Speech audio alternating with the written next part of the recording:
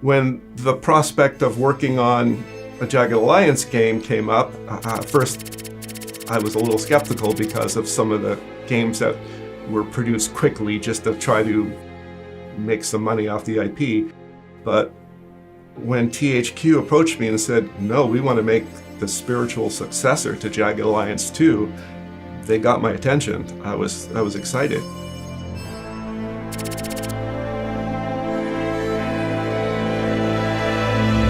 Having Ian on the team is quite amazing. He joined us originally as a writer, but he's also the father figure for the Jagged Alliance series.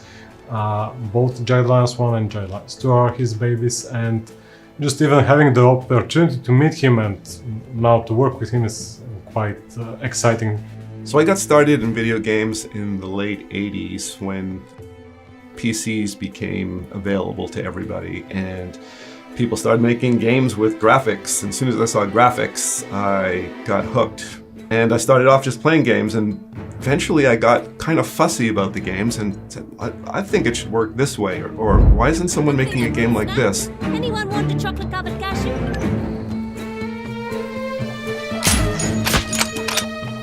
Hello there. So for me, a true Jagged Alliance product has got to have the following elements. It's got to have a strategy layer where the player is making decisions on a grand scale.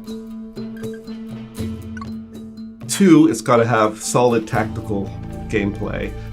3, it's got to have all the characters, the interaction between the characters, and it's got to have story.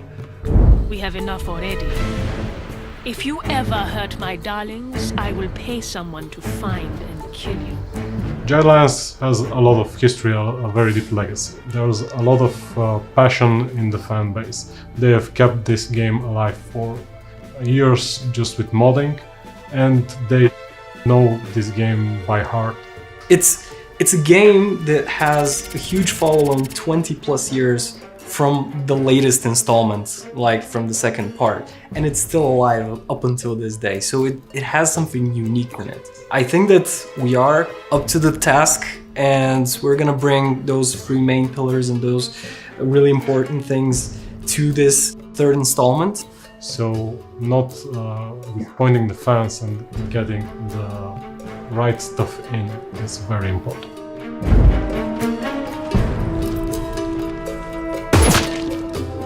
So working with Hamamon has been a lot of fun because, first of all, they're very funny people. They've got really quirky senses of humor.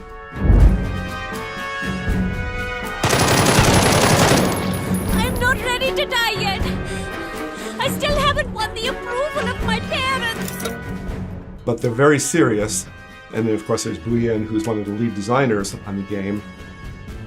And he's a really interesting guy because he's a Jagged Alliance fan. He knows games well. He is a seasoned game designer. Played Jagged Alliance, the series from the inception. I am from that generation, actually. We got those back in the day here in Bulgaria from pirated bootleg CDs. When I found it in the early 2000s, I haven't stopped playing it ever since then. I usually do a playthrough of Jagged Alliance 2 every year. Yeah. And it's one of my all-time favorites.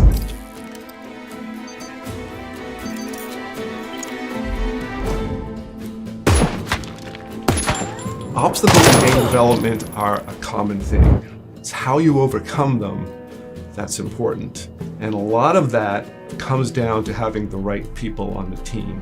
People who understand what the game is all about, what the heart and soul of it is. And working with Hamamon has been great because they are all huge fans of the series.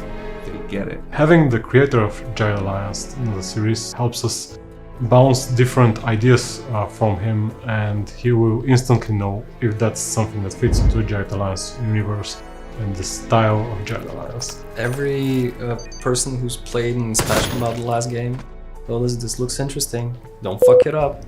So, no pressure, no pressure. It really is very ambitious project and something that I could look back and say that was one of the things I wish I could have done with Jagged Alliance 2. Well, we're getting to do it with Jagged Alliance 3, which is fantastic.